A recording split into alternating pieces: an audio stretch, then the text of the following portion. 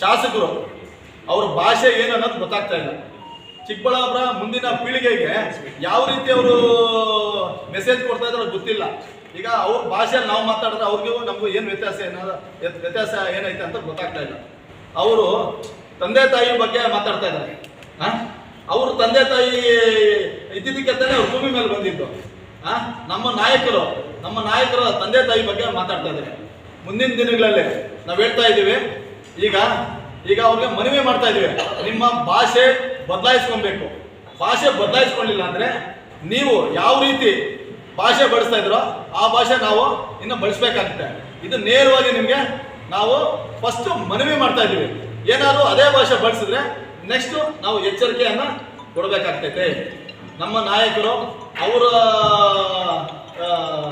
ಗೌರವ ಏನು, ಈಗಾಗಿರ್ತಕ್ಕಂಥ ಶಾಸಕರ ಗೌರವ ಏನು, ಚಿಕ್ಕಬಳ್ಳಾಪುರ ಏನು ಮೆಸೇಜ್ ಕೊಡ್ತಾ ಇದ್ದೀರಾ, ನೀವು ಬಂದಾಗಿಂದ ಏನು ಮಾಡಿದ್ದೀರಾ ಅಂತ ಹೇಳಿಕ್ಕೆ ಇಷ್ಟಪಡ್ತಾ ಇದ್ದೀನಿ. ನಗರಸಭೆಯಲ್ಲಿ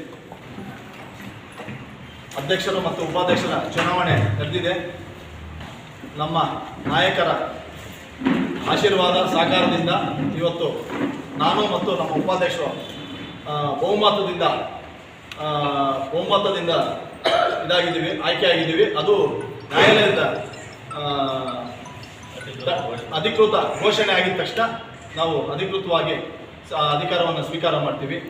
ಮತ್ತು ಚಿಕ್ಕಬಳ್ಳಾಪುರ ಅಭಿವೃದ್ಧಿ ಮಾಡೋದಕ್ಕೋಸ್ಕರ ನಾನು ತಮ್ಮಲ್ಲಿ ಎಲ್ಲರಲ್ಲೂ ಮನವಿ ಮಾಡ್ತೀನಿ. ತಮ್ಮ ಸಹಕಾರ ಸಲಹೆಗಳನ್ನು ನಾನು ನಿಮ್ಮಿಂದ ಜಾಸ್ತಿ ಬಯಸ್ತಾ ಇದ್ದೀನಿ. ನಿಮ್ಮ ಸಹಕಾರ ನನಗೆ ಅವಶ್ಯಕತೆ ಇದೆ. ಅದಕ್ಕೆ ತಮ್ಮೆಲ್ಲರಲ್ಲೂ ಒಂದು ಮನವಿ ಮಾಡ್ತೀನಿ. ಇವತ್ತು ಏನು ನಗರಸಭೆ ಚುನಾವಣೆಯಲ್ಲಿ ನಮಗೆ ಸಹಕಾರ ಕೊಟ್ಟ ಮತ್ತು ಮತದಾನ ಮಾಡಿರತಕ್ಕಂಥ ಎಲ್ಲ ಸದಸ್ಯರಿಗೆ ನಾವು ವೈಯಕ್ತಿಕವಾಗಿ ನಾನಾಗ್ಬೋದು, ನಾವು ಉಪಾಧ್ಯಕ್ಷರಾಗ್ಬೋದು, ಅವರಿಗೆ ಋಣಿಯಾಗಿರ್ತೀನಿ ಅಂತ ಹೇಳ್ಬಿಟ್ಟು ಹೇಳಕ್ಕೆ ಇಷ್ಟಪಡ್ತೀನಿ. ಮತ್ತು ಏನು ನಿನ್ನೆ ಚುನಾವಣೆ ಆಯಿತು,